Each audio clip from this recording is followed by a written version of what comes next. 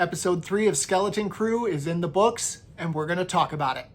This episode paced a little bit slower than the first two for me, but we got a couple answers, a lot more questions, and had a lot of fun. So let's dig in. We open up back at Aten, and while it's only a brief scene, it left me wanting to know who or what is the supervisor.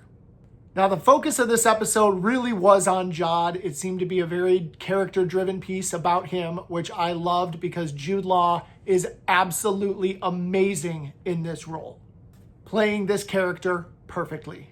And the most important thing that we learned, he is no Jedi. But who or what is he?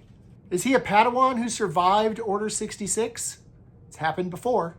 He seems to have some training or control of the Force, which leans a little bit into that Padawan area for me.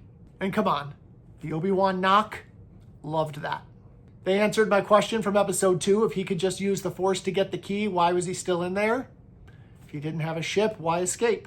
And I love the line about KB has the Force too, and he says, the Force flows through us all. That's a very Jedi teaching, again, leading me to believe Padawan. Now, I know that we're really supposed to be up and down about whether or not he's a good guy or a bad guy helping them or in it for himself, but I think we got a few clues here that are leaning me in the he's really going to help them direction. The first one being, he went back for SM-33. He didn't have to. He was in the ship. He had the kids. They could have just left, but the kids wanted their droid, and he went back for him. And the second, he was pressed at the end of the episode by the kids. And when he couldn't take it anymore, he blurted out, I'm like you. I'm lost. I'm alone. Again, I think it's leaning towards that Padawan surviving Order 66 thing. But in that moment, he was vulnerable and bonded with these kids, leading me in the direction that he is ultimately going to be good. When going back for SM-33, we find a battle droid, and as he powers it on, it asks, did we win? Loved that. On board the ship, the kids are talking to each other, and they're asking a lot of the questions that we as the audience have. And we get a stark reminder that, yes, these are kids, when Fern says, but I'm not even tired. On to our next setting. And this show, it's so 80s that the next setting is literally on the dark side of a moon.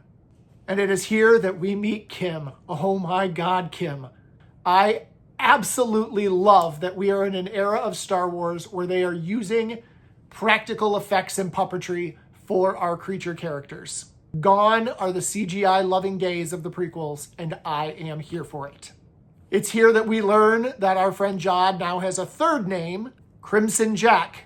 But did you know that the character name Crimson Jack comes from a very old Marvel Star Wars comic? That was a neat throwback. It's with Kim that we learn a little bit more about Aten and that it was hidden for its protection, but hidden from what and why does it need protecting? I don't know.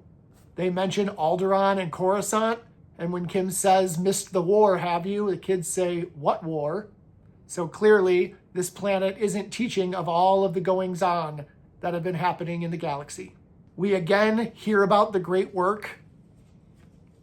We still don't know what that is. And as they're leaving the planet, we see KB have a moment with Kim, and I'm pretty sure we're going to get more Kim in this series, and I am excited about that. At the end of the episode, we see the kids stand up to Jod to make sure that he knows that they know they're onto him. He admits to not being a Jedi, and they make a deal. He'll get him home. They'll help him maybe get a reward. But they make it clear that he works for them. And the last thing I noticed before jumping to hyperspace is that it feels like Jod knows this ship. At the beginning, when they're flying out to the craft, he says, oh no, not that one. And then when they're having their little space battle with the X-Wings, yes, we had X-Wings. He knew right where the turrets were and how to bring them down. Is this connection with the ship important? I don't know. All in all, I think episode 3 was a really great character piece of Jod. It gave us a lot more info into who he is, gave us some hints into our future of this show, and I think that we are just getting started, and I cannot wait to see where they jumped to for next week's episode. But as always, I want to know down in the comments what you thought of the episodes. Let me know if you noticed anything I didn't, if you liked or didn't like things that are different from me. Let's have a conversation. Thanks for watching.